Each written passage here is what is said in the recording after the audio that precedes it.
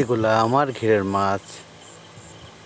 আমি গত বছর মাছের খুব ভালো একটা পজিশন ছিল, বা আশাও করছিলাম যে হয়তো গতবার আমি ডেভেলপ হতে পারতাম মাছের ব্যবসাতে।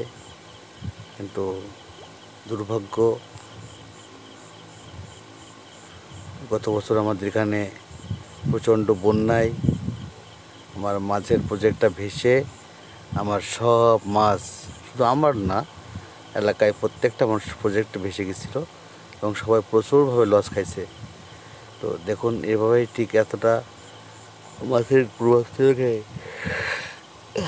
মাছ ঠিক খুব সুন্দরভাবে সাইজ হয়ে আসছিলো। নতুন করে মাছ কেবল পজিশনে আসছিলো, ঠিক সেই সময় এমনভাবে দিয়ে দিল যার মাছ থাকতে পারেনি, চারিদিকে ছুটে গেল, যা সে বাসায়, যা সে গন্তব্যস্থানে।